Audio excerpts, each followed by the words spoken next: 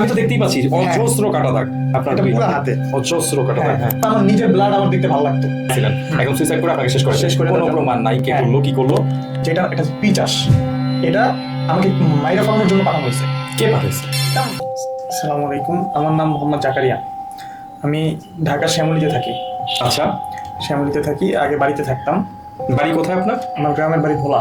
ভোলায়? জি। আচ্ছা, তো আপনি কি পড়াশোনা করছেন না চাকরি করছেন? আমি এখন একটা প্রাইভেট জব করতেছি। আচ্ছা আচ্ছা আচ্ছা, ঠিক আছে, ধন্যবাদ। শ্যামলী থেকে এসেছেন আমাদের আজকের অতিথি, তার নাম মোহাম্মদ জাকারিয়া। এটা কি ভৌতিক ঘটনা নাকি মিস্ট্রি নাকি মানে কি ধরনের?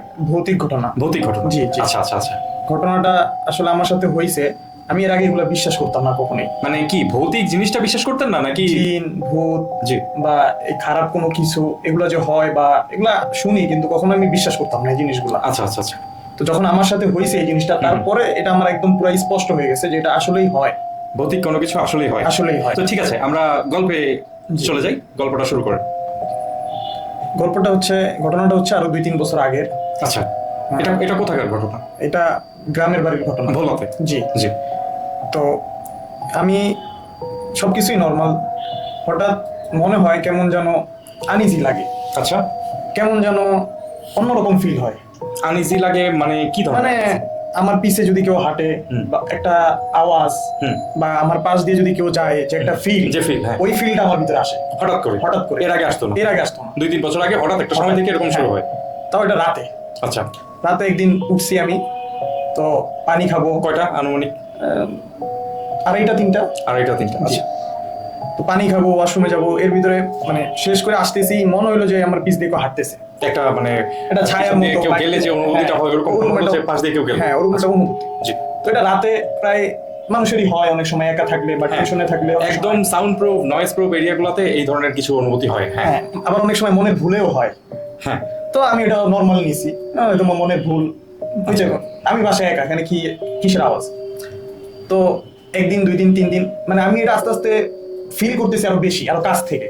আচ্ছা, যে আমি উঠলে আমি হাঁটলে আমার পিছে পিছে কেউ থাকে। এটা কি বাড়ছে আস্তে আস্তে সময় বাড়ছে, যাওয়ার হ্যাঁ। মানে এই অনুভূতিটা বাড়ছে? হ্যাঁ। আচ্ছা আমি যদি কোথাও যাই, মনে হয় যে আমার সাথে কেউ থাকে।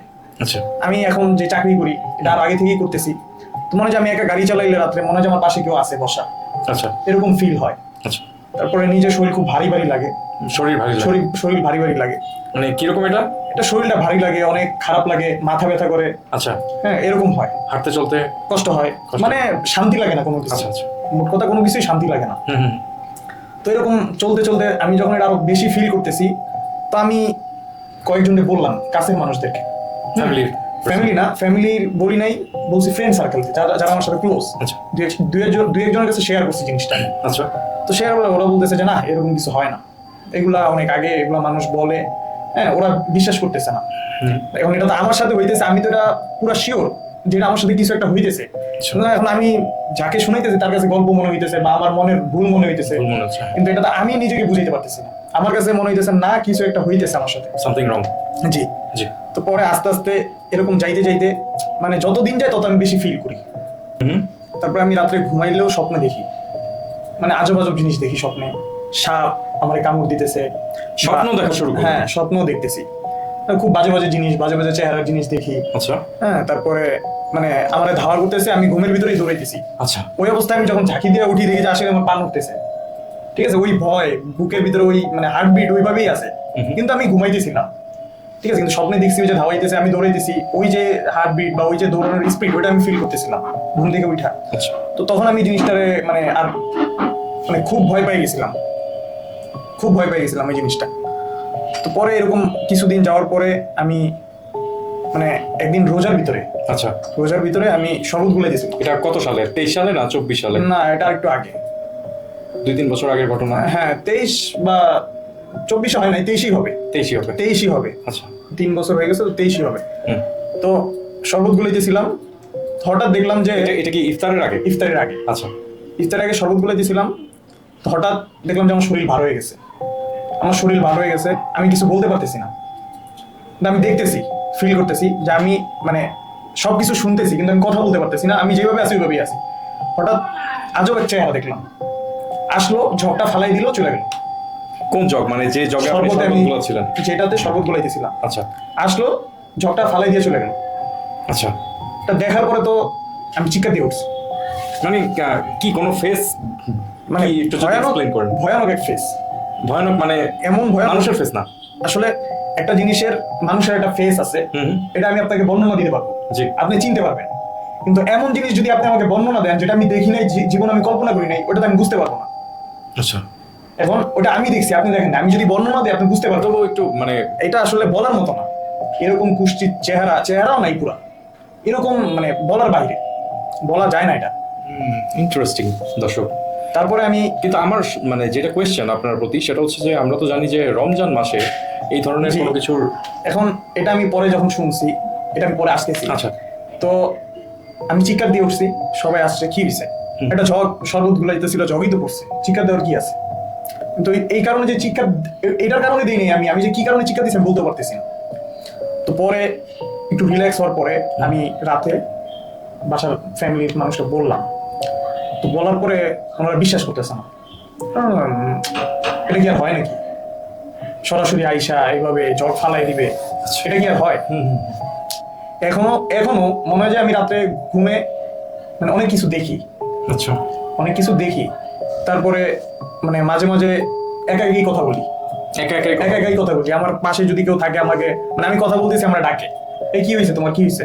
আমি তো মানে ও আমার ডাকতেছে কিন্তু আমি জানি না কিছু, দেখে আমরা ভিডিও করে রাখছে, পরের দিন দেখাই দিচ্ছে। বাসার আর কেউ এগুলা কিছু ফিল করছিল? না, অন্য কেউ ফিল করে না, শুধু আমি। আচ্ছা, না কতদিন হয়ে গেল এটা হইতে হইতে? মোটামুটি কতদিনের ব্যাপার? শুরু থেকে প্রায় 1 বছর গেছে, মানে মানে ঘটনাটা তো মানে একদিন 2 দিনে হয় না। না সেটাই বল, এই আজকে একটু ফিল করলাম, আবার এই জিনিসটা ভাবতেছি, আবার 2 দিন পর আবার একটু ফিল মানে করলাম। 1 বছরের মাথায় যে আপনি ওই ফেসটা সর্বপ্রথম না, দেখতে পারছেন? ফেস দেখছি 5 মাস 6 মাসের ভিতরে। আচ্ছা ঠিক আছে, পুরো ঘটনাটা আর কি 1-1.5 বছরের, আচ্ছা, ফেসটা দেখছি আমি 5-6 মাসের ভিতরে। এরপরে কোনো সলিউশনের কিছু কি করেননি? হ্যাঁ, এটা করছি। হ্যাঁ এখন যেহেতু আমি আমার ফ্রেন্ড সার্কেলদেরকে বলছি, হুম, ওরা বিশ্বাস করে না। আচ্ছা আমার ফ্যামিলি মেম্বারকে বলছি, হুম। ওনারাও বিশ্বাস করে না। আচ্ছা, তো পরে আমি নিজেই চিন্তা করলাম যে আমি যদি একা কারো কাছে যাই, কারণ এটা তো সমাধান আমার দরকার আছে। Right. আমি তো এটা মানে যেটা হইতেছে এটা তো আমি নিতে পারতেছি না। হুম হুম হুম, তো এভাবে কিছুদিন যাওয়ার পরে মানে এরকমও হইতো যে আমি যখন মানে একটা কাজে গেছি, আমি গেছি বাসা থেকে একটা কাজে, হুম। কিন্তু যাই আমি ওই জায়গায় ভুলে গেছি আমি কি করতে আসছি। মানে ওখানে যাই আমার মনে হয় যে মানে অজ্ঞান থাকলে যেমন জ্ঞান আসে না, হুম। ওরকম আসছে যে আমি এখানে কি জন্য আসলাম। আগে তো ফিল করতাম বা একবার দেখছি, তারপর থেকে এটা রেগুলার হইতেছে। তো রেগুলার হইতে হইতে একসময় এমন হয়ে গেছে মানে আমি আমার কন্ট্রোল হারাই ফেলছি, আমার চিন্তা শক্তি হারাই ফেলছি। আচ্ছা, ঠিক আছে, মানে আমি সুইসাইড করতে চলে যেতাম একা একা। মানে কেউ সুইসাইড কি আপনার মানে ইচ্ছা মানে- হইতো যে সুইসাইড করে ফেলি এরকম কিছু? আমি নিজেও জানি না, আচ্ছা। মানে আমার অজান্তে হইতেছে এগুলা, আমি চলে যাইতেছি, আমি নিজের অজান্তে আমি সুইসাইড করতে যাইতেছি। না কিভাবে সেটা? সেটা আপনার ফ্যানের সাথে আমি রশি টানায় ফেলাইছি, হ্যাঁ, চেয়ার দিয়ে রাখছি। এই সময় এসা আমাকে আমার ফ্যামিলি সরাইছে। আচ্ছা, তো ওনারা মনে করতেছে অন্য কিছু, ওনারা তো বুঝতেছে না যে এটা ওনার কাছে শয়তান। হয়তো কোনো মানসিক ডিপ্রেশন। হ্যাঁ, যে একটা পিচাস বা একটা শয়তান আমাকে এইভাবে ইয়ে করছে। পরবর্তীতে জানতে পারছেন সেটা কি? জি জি, এটা একটা পিচাস ছিল। আচ্ছা। তো পরে এখন ওনারা তো এটা বুঝতেছে না।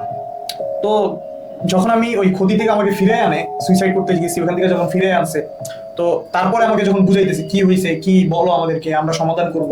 তা আমি তো বলতে পারতেছি না কিছু, কারণ আপনি তো নিজের সেন্সেই ছিলেন না। সেন্সে নেই। আবার আমার নিজের ব্লাড আমার দেখতে ভালো লাগতো ওই সময়। যে হাতে কাটা হ্যাঁ, দাগ দেখছি, এটা এটা আমার- কি তখনকার সময়? হ্যাঁ, এটা আমার এখান থেকে এই পর্যন্ত, এখান থেকে এই পর্যন্ত পুরোটাই দাগ। মাই গডনেস, এটা পুরোটাই দাগ। এটা মানে আমার ব্লাড আমার নিজেকে নিজে আঘাত করতে, নিজেকে রক্ত বের করতে। হ্যাঁ, বুঝতেছেন না যে কি না আমার কাছে ব্লাডটা ব্যথার অনুভূতি না, ব্যথার অনুভূতি লাগতো না। আশ্চর্য ব্যাপার।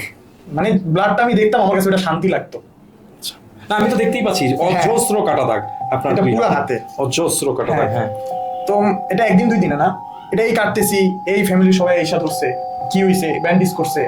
ঠিক আছে, কি হয়েছে, কি বলো আমাদেরকে, মেবি কোনো সমস্যা কিনা, অন্য কোনো সমস্যা কিনা, বা ড্রাগ অ্যাডিক্টেড কিনা, মানে ওনারা অন্যরকম চিন্তা ভাবনা করতেছে। হুম, হুম, হুম। কিন্তু আমি তো ওনাদেরকে বুঝাই বলতে পারতেছি না, হুম। কারণ একবার তো বলছেন বিশ্বাস করে না। এখন আমি এখন যা হচ্ছে তা তো আপনি নিজেই বুঝতেছি না। আচ্ছা, তারপর কি করলেন? এটা সলিউশন পরে কি করলেন? আমি একটা হুজুরের কাছে গেলাম। হুজুর? জি জি। মানে আমি একটু তখন তো অত বেশি বুঝতাম না, মানে চিন্তা করলাম যে হুজুরের কাছে যাই বলি, উনি হয়তো বা একটু পানি পড়া দিল বা উনি যে কোনো ভাবে একটা আমল দিল, এটা মেনে চললে হয়তো আমি এগুলো থেকে ইয়ে করতে পারবো। তো এটা চিন্তা করে গেলাম একটা হুজুরের কাছে। তো হুজুরের কাছে যাওয়ার পরে হুজুরে বললো যে এটা পিচাস, এটা আমাকে মাইরা ফেলানোর জন্য পাঠানো হয়েছে। কে পাঠাইছে? আমার ফ্যামিলিগত ভাবেই ফ্যামিলি লোকেরাই করছে। কেন আপনারা মেরে ফেলবে? এটা আমি হচ্ছে আমার ফ্যামিলির ভিতরে সবচেয়ে বড় আচ্ছা, বড় ছেলে হিসেবে, মানে ওনারা চাইতেছে যে আমি যেন না থাকি, আমি যেন সইরা যাই। এখানে কি কোনো জায়গা জমি সংক্রান্ত বা হইতে পারে। এখন ওটা আমার ফ্যামিলির, মানে ওনারা কি চিন্তা ভাবনা করে করছে এটা জানি না, জানতে পারেন না এটা কারা না করছে এটা না? কে করছে তাও জানি না, কিন্তু আমরা এটা বলছে যে এটা আপনার ফ্যামিলির ভিতরের মানুষ এবং খুব কাছের মানুষ করছে। এটা কি কুফরি বা ব্ল্যাক ম্যাজিক টাইপের কিছু? ব্ল্যাক ম্যাজিক টাইপের। আচ্ছা। জি, যে আপনি জিজ্ঞাসা করলেন না রোজার ভিতরে তো শয়তান টয়তান সব আটকানো থাকে, হুম। তো ওটা তো আমাকে মানে পাঠাইছে, ইন্ডিকেট করে পাঠাইছে। উদ্দেশ্য নিয়ে জি, পাঠানো। হ্যাঁ, এই কারণে ও অলওয়েজ আমার ক্ষতি করতেই থাকতো। আচ্ছা, বুঝতে পারছি। এখন সুইসাইড করে আপনাকে শেষ করে শেষ করে কোনো দেওয়ার জন্য- প্রমাণ নাই কে হ্যাঁ। করলো কি করলো, জাস্ট ব্ল্যাক ম্যাজিকের মাধ্যমে একটা মানুষকে হ্যাঁ। শেষ করে দেওয়ার ব্যবস্থা করা হয়েছে। জি। তারপর কি হলো? এটা আবার আমার ফ্যামিলির, মানে যারা এগুলো করছে তারা আমার ফ্যামিলির লোকদেরকে বুঝাইতেছে যে এটা কিছু না, ও যা বলতেছে খুদাই, ওর কথা কানে নিয়েন না। মানে ওরা করছে, ওরা এসে আমার ফ্যামিলিকে বুঝাইতেছে হুম। যে ও এগুলা যা বলতেছে বাচ্চা মানুষ, যাতে চিকিৎসা না নিতে পারে, হ্যাঁ হ্যাঁ, কেউ সন্দেহ না করে, কেউ সন্দেহ না করে।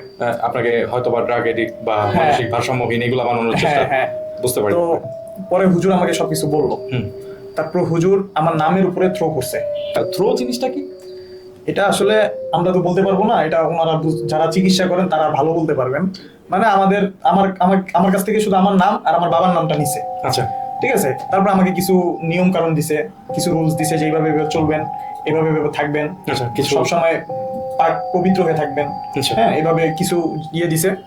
তো তারপরে আস্তে আস্তে দেখলাম যে মানে ওই হুজুরের মানে চিকিৎসার পরে আস্তে আস্তে দেখলাম যে কই মাস আসতেছে। কতদিনের মতো এটা?